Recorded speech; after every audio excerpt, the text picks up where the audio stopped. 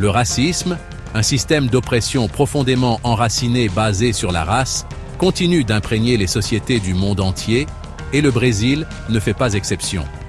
Malgré une histoire souvent dépeinte comme racialement harmonieuse, le Brésil est aux prises avec l'héritage persistant de l'esclavage et du colonialisme. Ces injustices historiques ont laissé une marque indélébile sur la société brésilienne, façonnant une réalité où l'inégalité raciale reste profondément ancrée. Le concept de démocratie raciale, bien qu'apparemment utopique, a servi de dangereuse distraction des réalités de l'inégalité raciale au Brésil.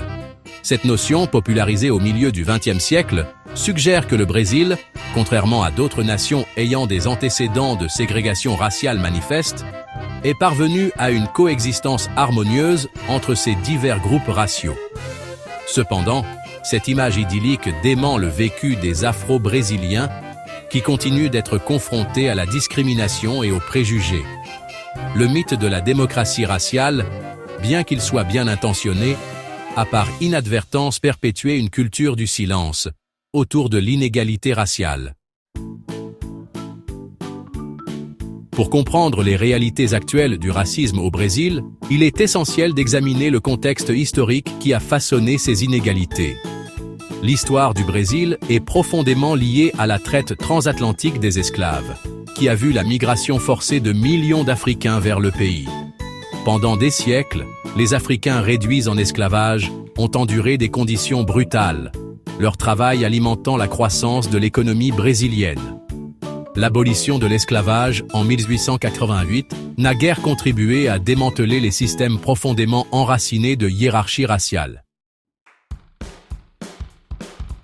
Les disparités économiques entre les Afro-Brésiliens et leurs homologues blancs témoignent de l'héritage persistant du racisme. Bien qu'ils constituent une part importante de la population, les Afro-Brésiliens sont surreprésentés parmi les couches les plus pauvres de la société.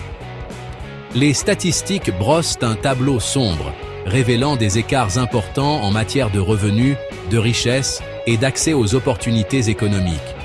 Les Afro-Brésiliens sont plus susceptibles de travailler dans des secteurs informels, avec des salaires plus bas et une sécurité d'emploi limitée. Cinquième partie. Éducation. Des chances inégales. L'éducation, souvent présentée comme le grand égalisateur, n'a pas tenu ses promesses en matière de lutte contre les disparités raciales au Brésil. Les élèves afro-brésiliens sont confrontés à une multitude de défis, allant de l'accès limité à une éducation de qualité aux pratiques discriminatoires au sein du système éducatif. Dans de nombreuses communautés défavorisées, les écoles manquent de ressources adéquates, d'enseignants qualifiés et d'infrastructures appropriées. Cette disparité des chances en matière d'éducation a un impact profond sur les perspectives d'avenir des jeunes afro-brésiliens.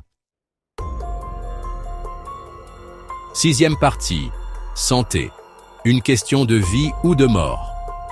Le droit aux soins de santé est un droit humain fondamental. Pourtant, au Brésil, l'accès à des soins de santé de qualité reste inégalement réparti selon des critères raciaux. Les Afro-Brésiliens connaissent des taux plus élevés de maladies évitables, une espérance de vie plus faible et un accès limité aux services de santé essentiels. Les raisons de ces disparités sont multiples, allant des obstacles géographiques aux préjugés implicites au sein même du système de santé. Les Afro-Brésiliens sont plus susceptibles de vivre dans des zones pauvres, avec un accès limité aux établissements de santé et aux professionnels médicaux qualifiés. Septième partie. La lutte pour la justice sociale. Malgré les formidables défis posés par le racisme systémique, les Afro-Brésiliens sont restés résilients dans leur lutte pour la justice sociale et l'égalité. Tout au long de l'histoire, des militants, des artistes et des dirigeants communautaires ont élevé la voix contre l'oppression et ont exigé la reconnaissance, la représentation et la réparation. Le mouvement pour l'égalité raciale au Brésil s'inspire des luttes contre l'esclavage et le colonialisme, reconnaissant que la lutte pour la libération est un processus continu. Huitième partie. Le rôle de la discrimination positive. Les politiques de discrimination positive sont apparues comme un outil essentiel dans la lutte contre l'inégalité raciale au Brésil. Ces politiques visent à corriger les injustices historiques en fournissant un soutien et des opportunités ciblées aux groupes qui ont été victimes de discrimination systémique. Au Brésil, la discrimination positive s'est principalement concentrée sur l'amélioration de l'accès à l'enseignement supérieur pour les étudiants afro-brésiliens.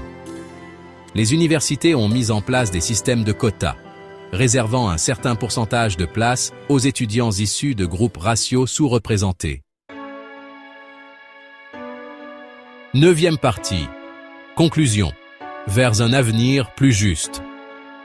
L'héritage persistant du racisme continue de projeter une longue ombre sur la société brésilienne, affectant la vie des Afro-Brésiliens de manière profonde et multiforme.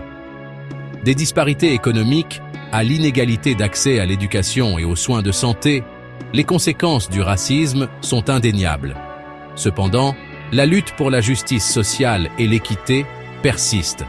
En reconnaissant la nature systémique du racisme, en confrontant les injustices historiques et en mettant en œuvre des politiques qui promeuvent l'égalité, le Brésil peut commencer à démanteler les structures qui perpétuent l'inégalité raciale.